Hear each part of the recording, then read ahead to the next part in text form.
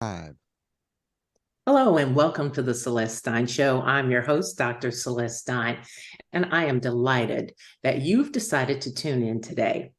We have a very special guest today, and we're going to be having a special discussion on mental health.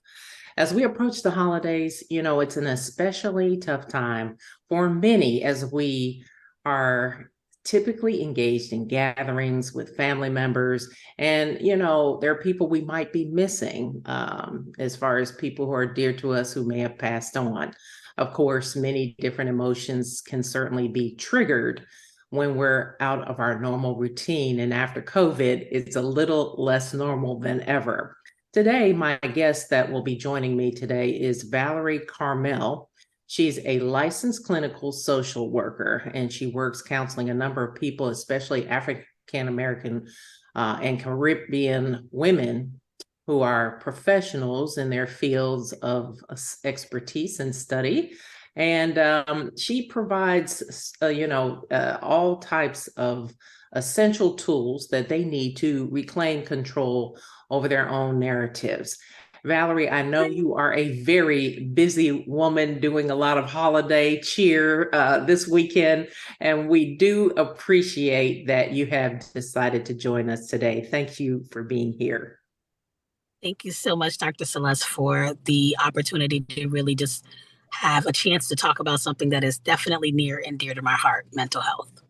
Yes, well, and right now, of course, these last couple of weeks have been particularly heavy with the recent suicide of Stephen Boss, also known as Twitch from the Ellen DeGeneres show. Of course, that was a big surprise because he seemed to be so happy, always posting on his social media, dancing with friends and family. And, many are, really saying with that type of public persona, you would never really guess that there were any internal struggles going on. And so, as one who often examines mental health from the inside out, how do you react when you hear comments like, I never would have guessed it?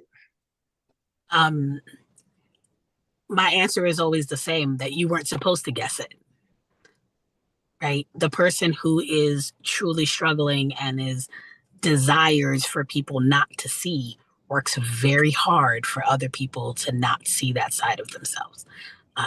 So oftentimes it is the person who is the happiest, the most visible, the one who is at the forefront of always being on, who learns very, very quickly and how to continue to shield themselves from people knowing, the deeper truths of what's going on. I would never would have suspected that that is so common, but I figured you would have a really good insight from the type of work that you do every day. Now, the public breakdowns of people like Wendy Williams, Kanye West, Nick Cannon, Meghan Markle, Mariah Carey, those are just to name a few. These have been, highly publicized, which certainly, highlights the severity of the subject of mental health. And a lot of us think, if these people who we thought kind of had it all together at one time or another are having issues, what about the rest of us? It seems that this subject of our mental health is one that people don't really wish to address. Why do you think that is? I mean, I think in a lot of spaces, the biggest thing is stigma, right? The fear of being labeled as, depressed, being fear of labeled as anxious, right? Having anxiety, bipolar disorder, whatever the disorder may be. And I think sometimes there is a lot of fear attached to what that stigma is and how other people may perceive them, right? Oftentimes, the biggest thing is that mental health is seen as a sign of weakness. And one of the things people don't want to be seen as is weak. And that tends to be the biggest barrier. The other barrier also seems to be just a lack of knowledge and awareness around mental health needs, right? So many times when I'm working with someone, they'll describe it as, well, I don't feel like myself, right? They can't really put a name or a title on what's actually going on. And oftentimes it's really through the therapeutic process where I'm able to describe to them what anxiety looks like, what depression looks like, to help them feel more in control of understanding what their symptoms are. So I think between the lack of knowledge and the fear of being seen as weak is a very common barrier to people really having those conversations. Do you think this is more prevalent in the African American community? Because I think it's a difference personally, that there's more of a stigma in the African American and even Latino communities that people don't often want to talk about mental health and even, for God forbid, address the issue. It's like people don't even want to talk about it. I mean, do you find in the work that you do, it's more of a stigma in the African American and Latino communities? I definitely would agree with that. I think research has shown that I believe about 20 African Americans are 20% more likely to demonstrate more intense symptoms when it comes to their mental health needs. But oftentimes, that's usually because there's really been a delay in them seeking assistance, right? So the issues have gone on for much longer and have really had an opportunity to really impact more of their occupational functioning. It's impacting them at work. It's impacting their relationships, and it's ultimately when things really kind of seem to fall apart is when people are actually seeking support. So I do think that research does definitely back up your perception, but I've actually noticed a great increase in the amount of African American and have several clients of mine who are Latino and from the Caribbean as well. My family is from Haiti. Who didn't speak about mental health. And this is, you know, almost uncharted territory where many of my clients are like the first people in their families who are going to therapy and being open about going to therapy. Right. Yeah, definitely. That is the case. I'm also, of Caribbean descent, and, that's just not something that, was talked about. So I think it is important to start to address it and maybe start to remove some of the stigma attached so that we can get on with being, more healthy as a society. Now, one of the things that I found in looking some of the provisional data that I have received from the Centers for Disease Control, the National Center for Health Statistics, indicate that both the number and the rate of suicides in the U.S. has increased, 4% from 2020 to 21 after 2 consecutive years of decline in 2019 and 2020. So the shutdown period, during that period, the numbers actually went down. And as we are slowly coming out of the pandemic, we are seeing an increase. Can you give us any insight on what actually is happening here and why we might be seeing this particular increase right now? Well, for one thing, I think what the shutdown actually did for a lot of people is that it took away the distractions, right? Mhm. Took away our abilities to, almost kind of placate ourselves with other things. I'll go to a movie. I'm going to go to a spa. I'm going to go on a retreat. I'm going to, get away from my husband or get away from my wife, so to speak. And that provided people without those kind of liberties, right? And so people really had to scale down, really reduce their exposure to social spaces.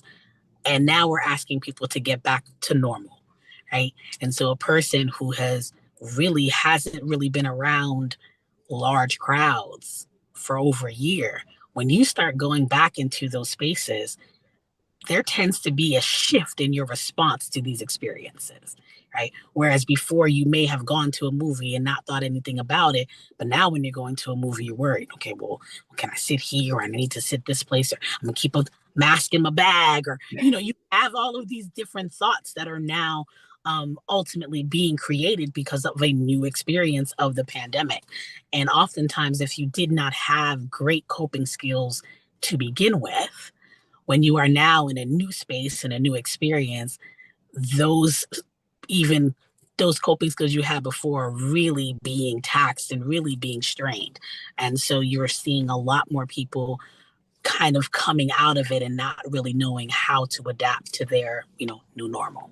Yeah, well, I see the numbers are starting to increase as I go out and about. I'm seeing more people in the theaters. I'm seeing more people eating out and that kind of thing. And that's changed even over the last couple of weeks. Mm-hmm. I think people are really starting to get out, but of course, we should all be cautious, as I've also read that the numbers are going back up as far as COVID is concerned. So, we need to kind of take it easy, obviously, and take it slow.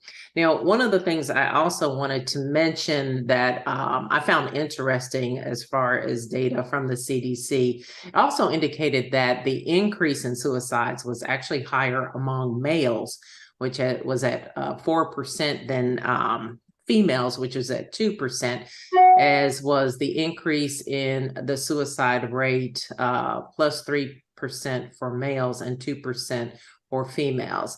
And so, in terms of data based on sex and age, men were more prone to commit suicide, with the largest number of males being between the ages of 15 to 24, with an 8% increase. What do you think is happening within that particular age group that needs to be addressed in that age group of men from your experience? Um, I think I think it's very multifactorial, right? So research has shown that one of the most protective factors as it relates to mental health is social support, your sense of community, right? Mm.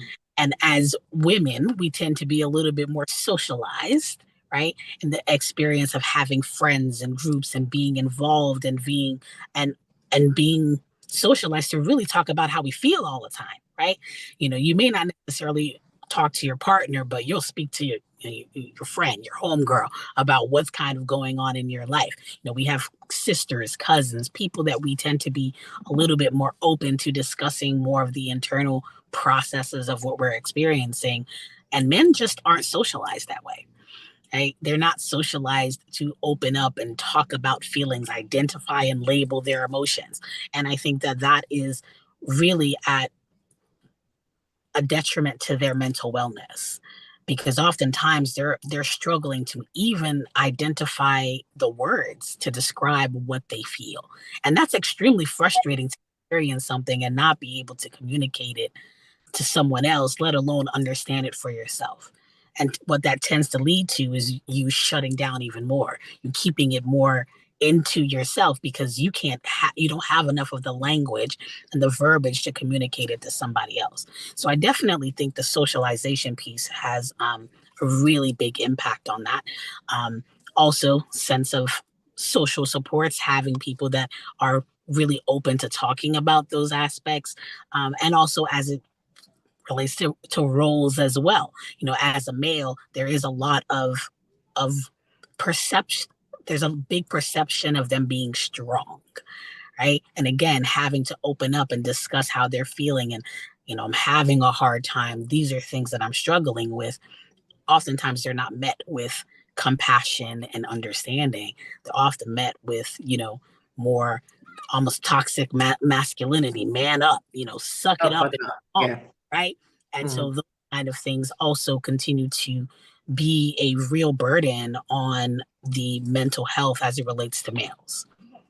How do you think we go about changing that, Valerie? It's like these are pervasive behaviors that have existed for a long time in society. That as you mentioned, the whole toughen up, be a man, and all that kind of thing. And so I can see where it would be uncomfortable to come forth and say, "Hey, I'm feeling this way or that way." I mean, how can we help? I mean, what can we do to kind of, I guess, encourage and be supportive? Um, I would really say part of that is just to begin creating a space of acceptance, right? And allowing people, and especially males, to really know that it's okay to feel, right? It's, your feelings are given to you as part of the human experience, right? And I think that as we can create more spaces of acceptance, then people will begin to have more freedom. You can't be free to fully express how you're how you feel, the way you see the world, the way you see yourself, if it is frequently going to be met with judgment. And until people feel that they are able to create spaces where there is more acceptance and they're able to be more authentic in those spaces, then the freedom to be able to discuss how they are experiencing their lives becomes a lot more feasible. Mm-hmm. I want to take a quick break, and when we come back, I want to get into some of the other sort of coping mechanisms, talk about that in the next couple of minutes of what can be done over the holiday season if you suspect something isn't quite right with one of your friends or loved ones. So we'll come back in just a moment, and when we do, we'll get into that and a few other little things before we close up today. So thanks for joining us, and we'll be right back.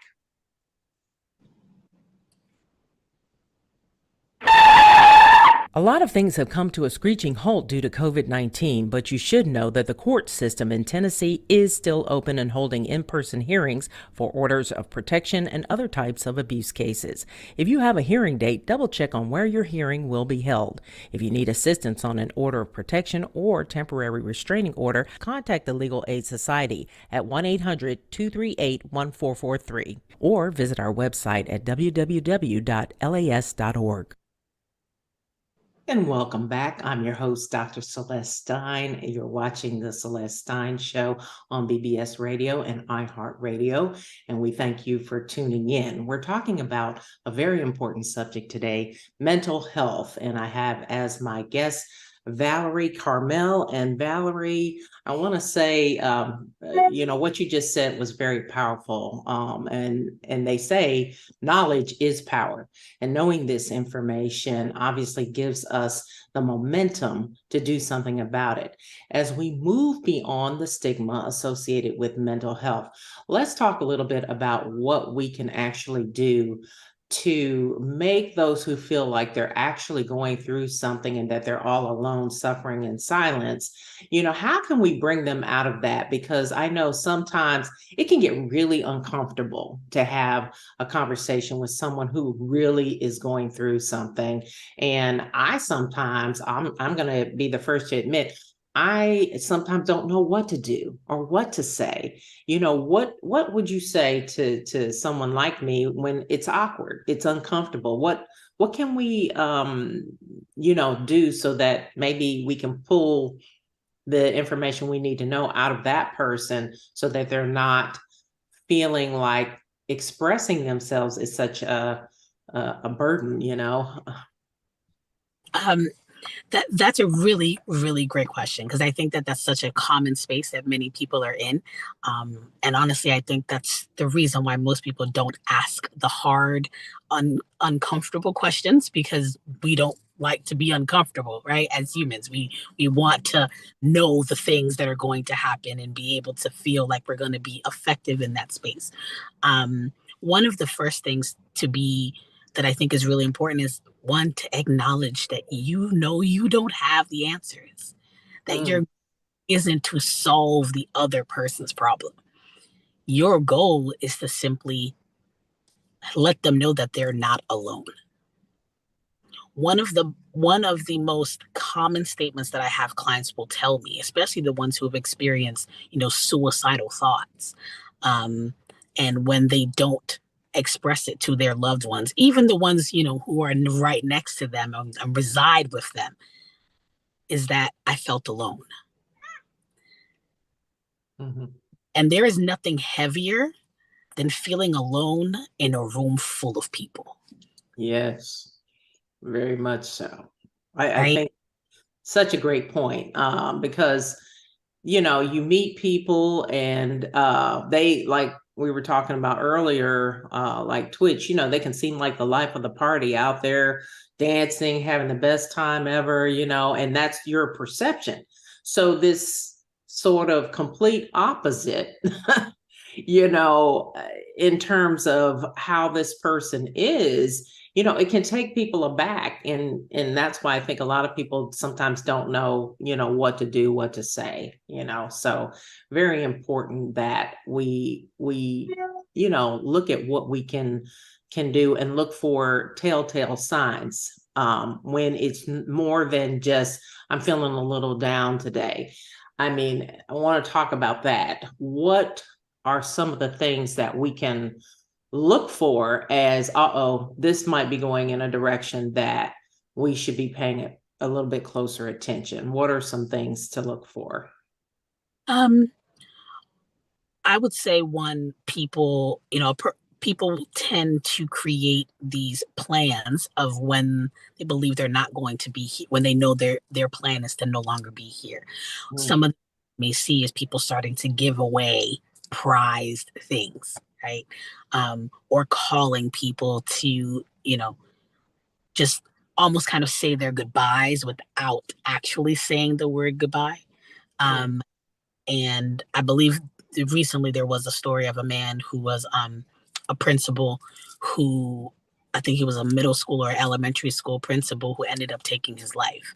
And that was one of the things that he also started to do. He started to call particular people and, tell them how much he loved them and, giving them advice for the future without actively saying that this is what's happening. And I think that can be a very almost innocuous way of saying goodbye without actually telling someone goodbye. So definitely, if you start seeing people wanting to give away prize things, asking about, hey, do you mind, watching my pet? You've always loved, caring for my pet. Would that be something you would do?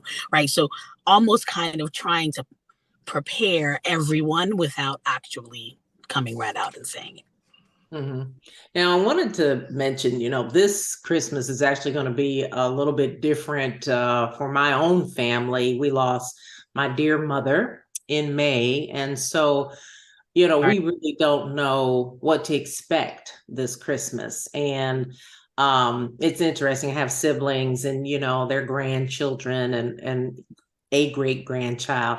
But as you kind of go through something you've never gone through before, you start to wonder, okay, I feel fine, but I'm like, well, if there is a family member that might be struggling, or, friends and loved ones, people, especially as they age, they may miss a dear friend that has passed and never have to deal with that, or have had to deal with that before, around the holidays. So my question is, I guess, what can you do with friends and loved ones who might be going through a particularly difficult time at the holidays?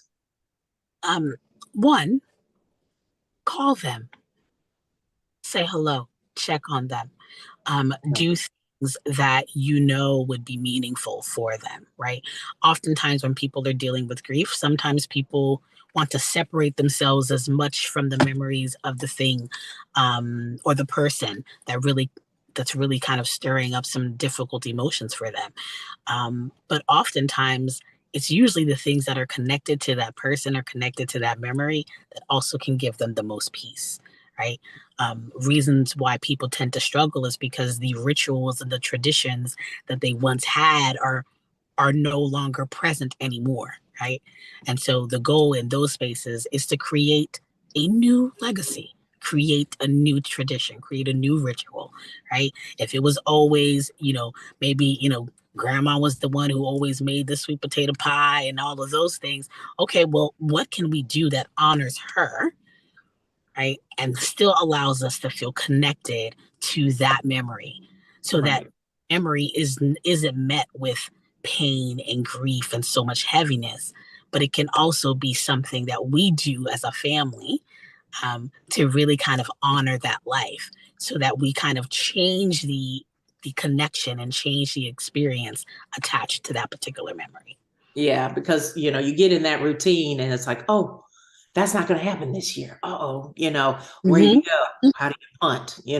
So I'm Mhm. so glad you said that. And then the point you made earlier on about pick up the phone, give someone a call. I wanted to point out, as you were saying that, I was thinking about, we are in the digital age. And I notice with my young people, especially children and what have you, they want to text. They rarely pick up the phone and give people a call. And I swear to you, it's like sometimes don't, even if you're far away or what have you, maybe FaceTime, your siblings or your mother, your father, whatever.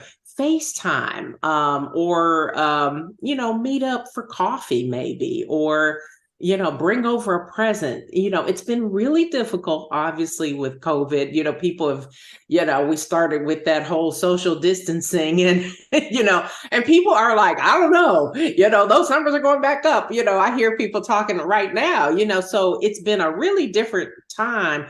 But then when you go through something, it's like, oh no, I mean, what do you do now? So that was a great point. Let's talk a little bit about self-love, because I know I have some special things I like to do for myself, but, I think it's important to talk about that and tell women and men, obviously, that take time to take care of you, right? Absolutely, absolutely. One of the hardest things, especially in the midst of the holidays, is um, it's just so busy. Just Yeah. Oh busy. my There's gosh. things. I mean, I'm literally sitting in my car at a volunteer. I'm passing out toys that I had to take a quick break. So if you guys can kind of hear people in the background, I apologize. But, it's just been a really busy time. And even me, I have found myself struggling a little bit. I actually suffer from anxiety. And so, I work from home, right? So now after a week and a half of being out and running around and seeing lots of people, started to find myself a little bit more anxious than I typically feel on the day to day. And one that required for me to say, okay, I need to rest. Hmm. A lack of sleep is plays a major role in your mental wellness. It makes you more reactive. It makes you irritable. It makes you cranky. So making sure that you are resting, making sure you're eating good, healthy, nutritious food. I know there's lots of snacks and cookies and cake, those are all great things. Um, but when we are not feeding our bodies appropriately, right, it tends to leave us feeling more sluggish and feeling heavier than we normally would feel. So definitely making sure that we are putting in time to maybe squeeze in an extra nap. Okay, 30 minutes, 45 minutes, set a timer, try to get in a little bit more rest just so that you have enough energy stores, try to, reboot a little bit, right? We make sure to plug in our phones. We got to take some time to plug in our own selves as well. Right. Well, and I was just going to say, once those basic things, making sure you're eating, making sure that you're getting enough sleep and all that, once that's taken care of, got to make sure you start with the basics. But I also do little things that, I just really enjoy doing. And that's everything from, I love bubble baths. That's my thing. I will go away from the world, lock everything down, light up some candles. And I just love just relaxing, and just that's what you have to do sometimes. Just take some time, for yourself. And then in addition to that, I journal a lot. And as one who has completed a doctoral program while working full time, a very busy job, and raising a family, I not only journal, but I also read a lot and I write down the goals that I have and the things that I wish to do and accomplish. And I would, highly recommend that, because for me, as I write all these things, I mean, it might be 3 or 4 pages of stuff that I'm working on at any given time that I'm trying to get done, from writing up radio show questions to research and what have you. But I find that if I write everything out, I go back and I look at it and I start checking things off and checking things off, because I think when you have all these things going on, quite frankly, you feel overwhelmed. That's what can really lead people. It's like they have such a big mission or such a big purpose, especially people. The more people are out there, say even in the public eye, and the more responsibilities that they have that people don't see, the greater the burden, I think, that is felt. Other people don't realize all the things that those people that we mentioned earlier, a lot of the celebrities, that they're dealing with on a regular basis that the average person doesn't have to deal with. So I think if you can write things down, as you check them off, you will feel a great sense of accomplishment, and you'll be less likely to procrastinate, because at least if you got 3 things checked off that list in a day, you've got something done. And then by the end of the week, if you do 3 things each day, you've gotten, 21 things off your list. So that's how I kind of, eat that elephant one bite at a time, right? That's what you have to do. Totally. Yeah, I think that's a great practice. I also journal, teach many of my clients to journal. I have a male client of mine who I got journaling, and that has been the thing that has completely reduced his anxiety, is taking time to literally just write things down, writing down his own thoughts, writing down his own feelings, those kind of things. Even if you aren't ready to maybe communicate that to another being, right? Those pages are just going to absorb whatever you write with no judgment, no worries, nothing to that effect, right? So it allows a really safe space to kind of get all of your thoughts out. And even if it's not even coherent, right? You can just do a brain dump and just get all things that are on your mind on a piece of paper, and that can really help to alleviate some of those stressors. Another great strategy that I really encourage many of my clients to do is vocalization. And that is something where you could be either humming a song that you really enjoy, that puts you in a good mood, or actively singing out loud. Though being able to do that creates the vibration, right? That kind of lulls you a little bit and allows you to kind of regulate your emotions a little bit better. I always compare it to when you're, rocking a baby to sleep, right? You rub them, you sing to them a little bit, and they tend to kind of automatically soothe. Well, those strategies still work for the grown-ups. Don't think just because you've passed the infant stage that those same things don't work for you. So that's also a great strategy that can really help to kind of brighten your mood and put you in a better state when you do feel a little bit heavy. Yeah, and I think I'd also say too, don't be afraid to reach out to your friends. I think, as we mentioned, women tend to do that a little bit more than men do. It's like, hey girl, let me tell you, like get together and all is well. But guys do, they want to be tough, like we said, and don't tend to do that, but they should, sometimes, and women need to hear this. They don't need to always be there for every little thing. Give your man some trust and let him go and spend some time with the fellas. Let him go and, sometimes, they need to unwind, just like we do. So let them go. You'll be much happier, at the end of the day. One thing I wanted to say too, when it comes to mental health, I mentioned, sometimes I do shy away because of discussing the tougher issues, because I'm not a mental health professional. But as family, how can we encourage others to seek help when you really think they may need it? What can you, it's a delicate thing, but what can we do or say? I think you can, one, be honest, right? And by that meaning really almost kind of call them out, right? And say, I've noticed these things. I'm worried about you. Mm-hmm. How can I support you best? Mm-hmm. Does that mean, do you want me to sit with you when you have to make that first call? Do you want me to help you look for, therapists or spaces that you can become a part of to really feel a lot more supported? I think one of the things is that people tend to be offended, right? When you say, well, I think therapy might be a great option. But I remind my clients in the spaces where they've had people tell them that, I said that is actually an act of love. That means that I am concerned about your well-being and believe that you deserve to be healthy and whole and feel good about your life.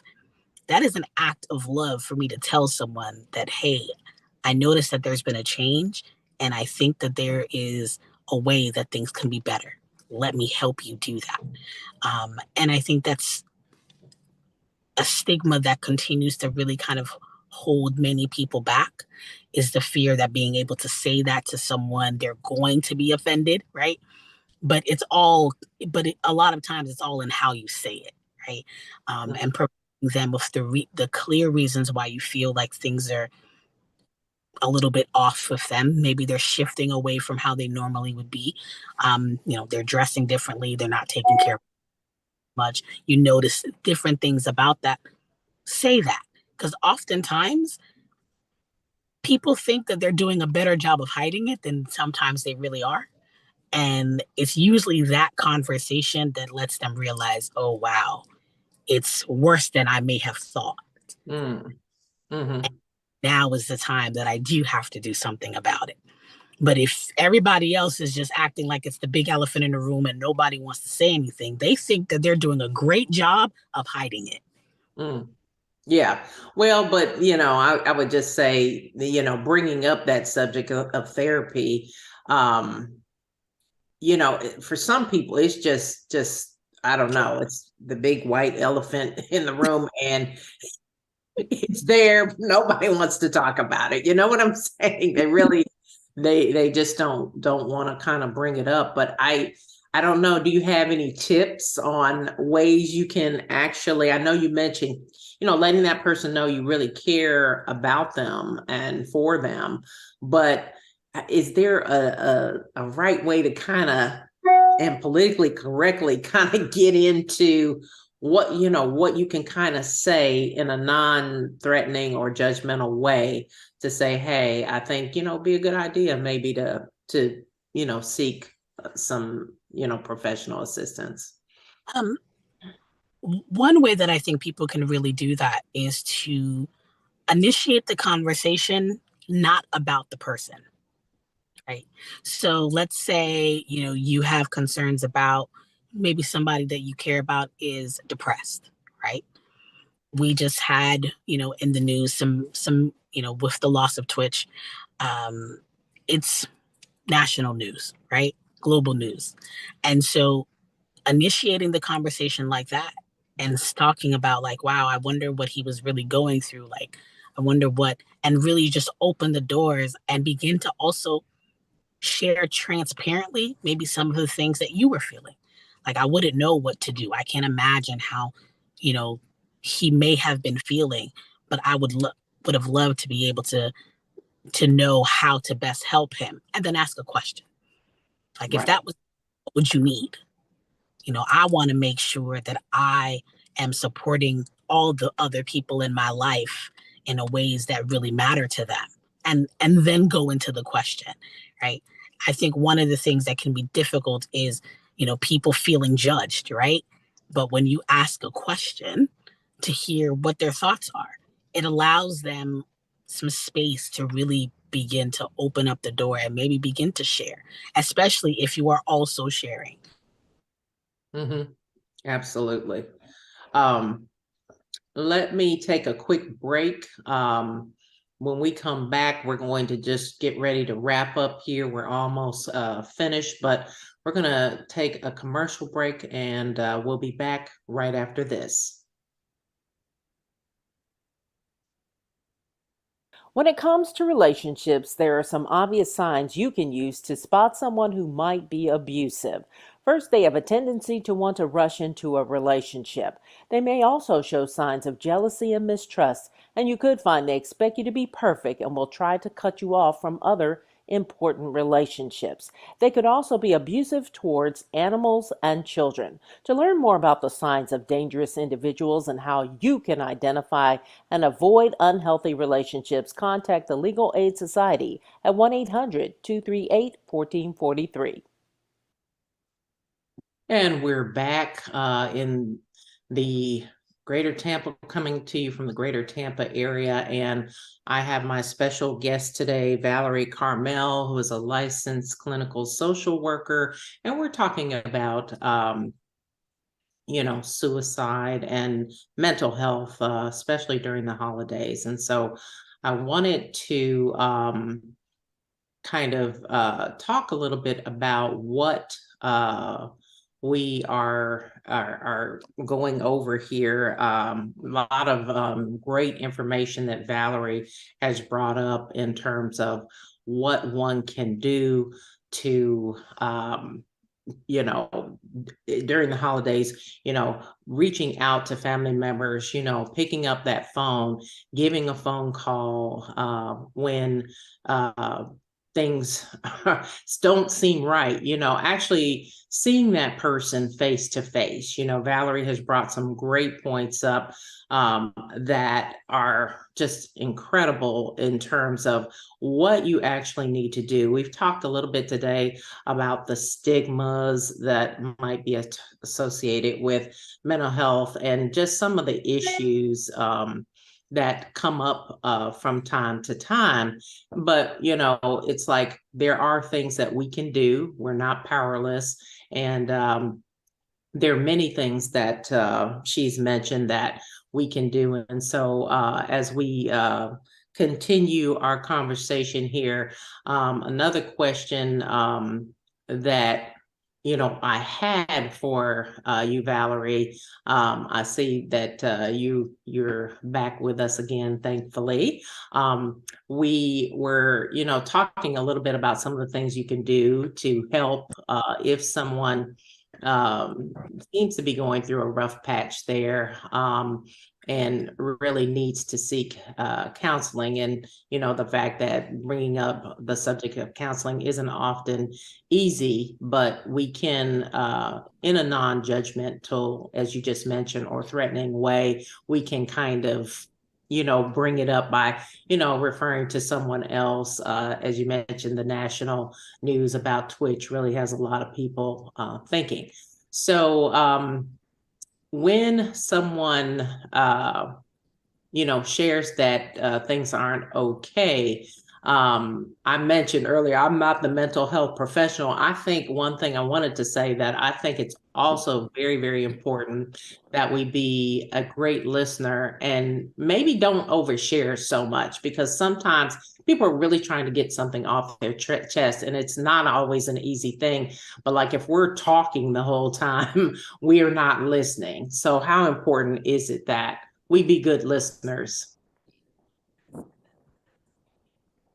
Especially if that person is really been holding in a lot of emotions for quite some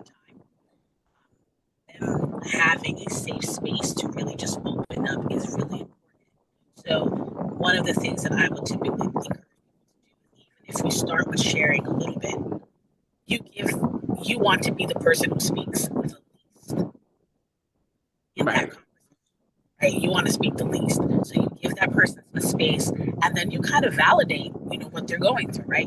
That doesn't require for you to share. Sometimes it's just nodding your head like, wow, really kind of letting that person know that you are fully engaged in the conversation.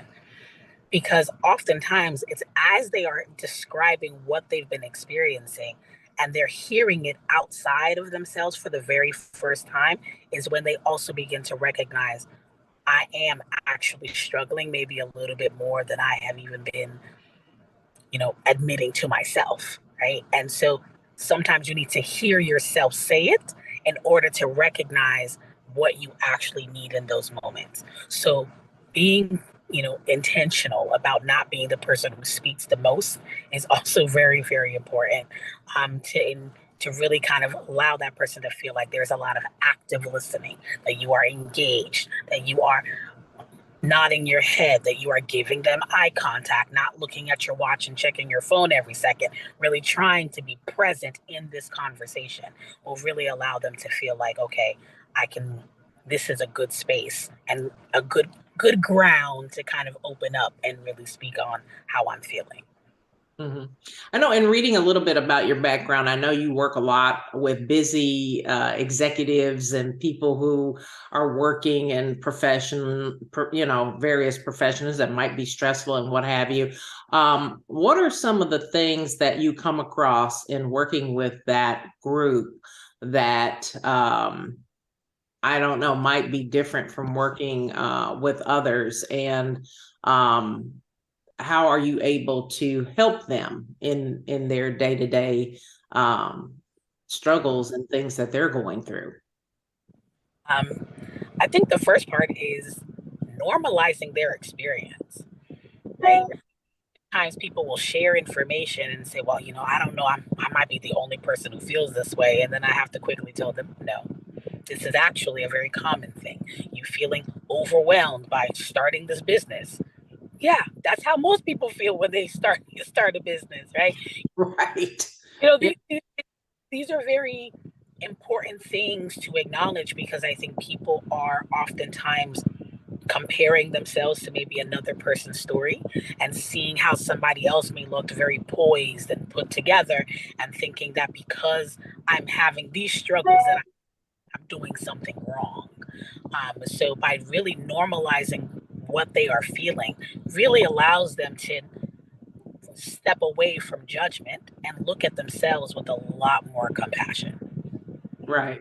That's so important. And I also think there's a saying that my mom used to always say, and I always think about this. It comes to heart, she always would be like, you know what? Tomorrow's another day.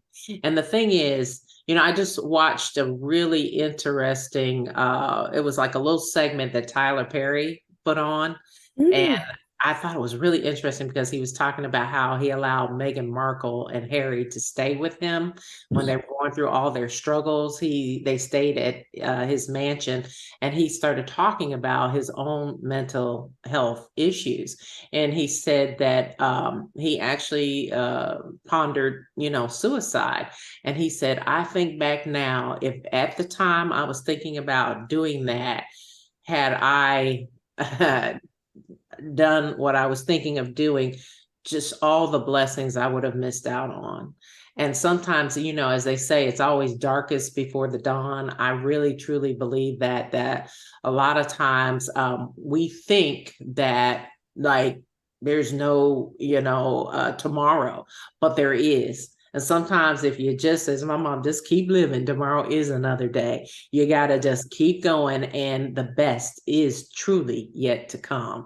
And so I think it's awesome when you can hear from people like that who you think haven't had a care in the world or struggles, but have really gone through it, and are able to overcome and get through some things. So I thought that was great that he shared that. What do you say to people? I love getting that advice from my mom, but what do you say to people who feel their world might be falling apart?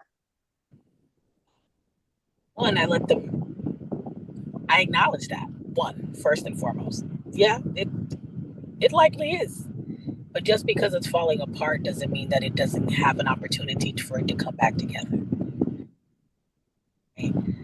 Everything in life that has to be hated ultimately there needs to be a level of destruction before it, right? If we're building a new building, we're creating something new, something bigger, something better. The thing that was there before it has to be torn down. And sometimes that is also the experience that we have from a humanistic side of things, right? There has to be a shedding of a lot of things in our lives that sometimes may have done us really, really well. That doesn't mean that the things that are being torn down were bad things. they just sometimes aren't the things that allow you to continue to grow into the next space, right? The Mm-hmm. one, acknowledging that yes, things, you are losing things in your life, and yes, this is a challenging time for you, but also helping them to recognize that in every loss there are also things that you are gaining, and so allowing them to grieve the things that they're losing while also looking forward to things that they could gain. Because I think when you are in a state of depression, you don't think about anything you can gain. All you think about is what you're losing. And it gives you a very narrow view on your life and on your experiences. But if you can allow yourself to be brought out a little bit and become a little bit more broad in your view, it opens up a lot more space for hope. So, Right. So great points. And I know we have a few more minutes before we wrap up, about 3 minutes here. So before we get ready to wind down, there's one more thing that I think we haven't talked about that I would just like to devote a short amount of time to, but that is sometimes we're dealing with things beyond mental health. It may be someone who has a drug problem, an alcohol problem, that kind of thing. Those situations are a little bit more complex. But what needs to happen in terms of intervention when you also have those as added components of the depression or of whatever the mental illness might be? Because I think a lot of the cases that I have seen, like that come through the court system and things like that, are related to drug problem or other things. It all kind of ties in together. It's sort of a little vicious cycle. So how do you address that when that's a component of the mental health illness? definitely making sure that we are um, acknowledging the fact that there is a substance abuse issue that's actually occurring, right? Oftentimes, people who end up with substance abuse issues, at the root of that is a mental health issue, right? They're utilizing substances to kind of help as a means of coping, right? It's helping them to mask maybe symptoms, mask, some of the challenges that they're having, right? If you're a person who's dealing with a lot of social anxiety, you constantly have to be on, but you're better able to perform and with alcohol in your system, right? Then the thing that initially may have helped now becomes a thing that is now a crutch and is now more hurting than helping. So recognizing that oftentimes they are one in the same, and making sure that they are being connected to not just mental health services, but also substance abuse services as well. There are many therapists who are trained in dealing with co-occurring disorders, which is how it's referred to in the clinical world, of both substance abuse issues as well as mental health. Right. So very important. Is there any information you'd like to share also before we depart on if someone is really struggling and going through and they don't feel they have anyone to talk to, where can they reach out to? So number one, first and foremost, is always the National Suicide Prevention Hotline. That number is 988. It is open 365 days a year, 24 hours a day. I also created on my website a starting therapy guide, right? So what things to look for. It's filled with resources, questions to ask, and things of that nature, that is available for free on my website, that people can download and be able to utilize to help them figure out what are the steps for them locating their own mental health therapist. What is that website, if you could give that to us? Absolutely. It is valeriecarmel.com, VALERIECARM as in Mary, EL.com. Wonderful. Well, I tell you what, you have been a wealth of information. I am so thankful for you for coming on today. You have been incredible, and I know this is information that we need to get out to people, and I'm sure you're just doing wonderfully well in, helping so many people, and we thank you, for the work that you're doing. It's amazing. So thank you very much. That is all the time that we have for now. You've been listening to the Celeste Stein Show. Thank you so much for watching, and we'll be back. Please be sure to tune in to BBS Radio as well as iHeart, which radio station. One can be found on iHeart. And don't forget to like, subscribe, and share on my YouTube channel. We'll see you next time. Thanks for watching.